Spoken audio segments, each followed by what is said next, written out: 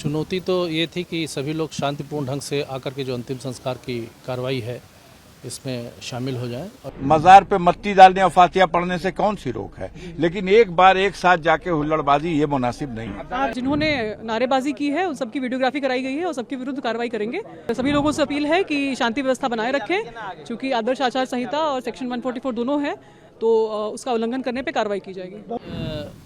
चुनौती तो ये थी कि सभी लोग शांतिपूर्ण ढंग से आकर के जो अंतिम संस्कार की कार्रवाई है इसमें शामिल हो जाएं, और इसके लिए हमने पूरे कस्बे में और आसपास के स्थानों पर डिप्लॉयमेंट कर रखा था और परिजनों से लगातार वार्ता करते रहे और परिजनों से संपर्क करके जो उनके धार्मिक रिचुअल से उनको पूर्ण कराते हुए शांतिपूर्ण ढंग से इस जो सुपुर्दे खाक की कार्रवाई है उसको संपन्न कराया।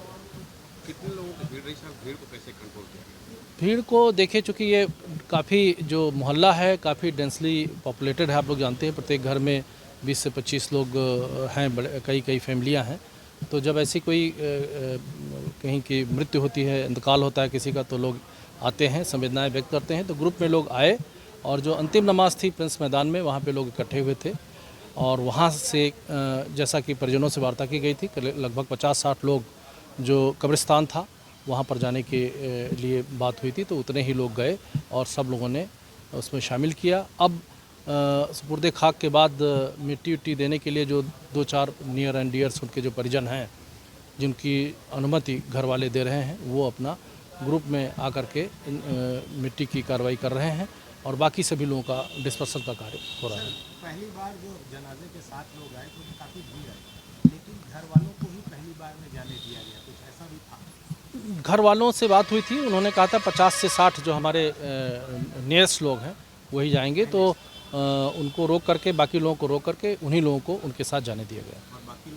बाकी लोगों को डिस्पर्स कर दिया गया, क्योंकि रात से ही जब से डेड बॉडी आई है तब से लोग अपनी संवेदनाएं व्यक्त करते हैं, आ रहे हैं, घरों से आते हैं, मिलते हैं और अपने घर वापस चले जाते हैं। यहाँ पे जो जनाजे का दफन होना था वो सकुशल हो गया है और परिजन अब अपना मिट्टी देके और वापस काफ़ी लोग लौट गए हैं, बाकी लोग धीरे धीरे जा रहे हैं।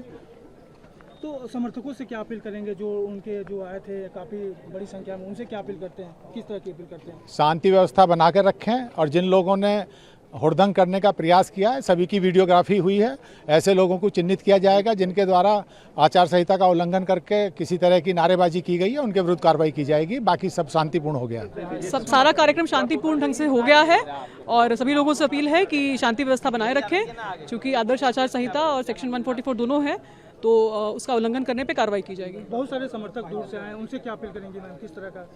जो समर्थक आए थे नारेबाजी वगैरह कर रहे थे? नहीं, देखिए, जो कस्बे के लोग हैं वो आए हैं, वो नेचुरल है, वो आते ही, बट जिन्होंने नारेबाजी की है उन सबकी वीडियोग्राफी कराई गई है और सबके विरुद्ध कार्रवाई करेंगे, क्योंकि हम बार अनाउंस भी कर रहे थे आदर्श आचार संहिता है, तो उसके अनुरूप सबको आचरण रखना चाहिए।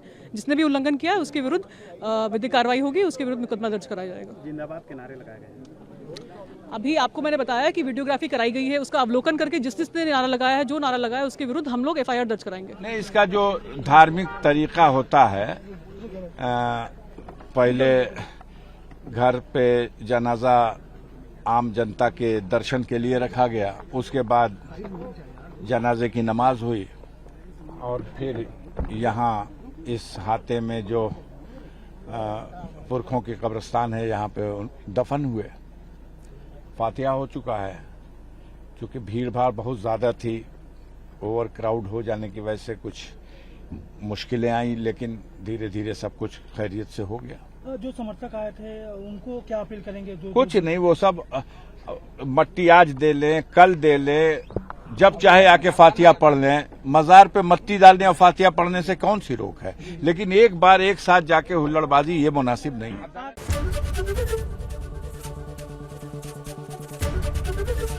ABP गंगा, खबर आपकी, जुबान आपकी।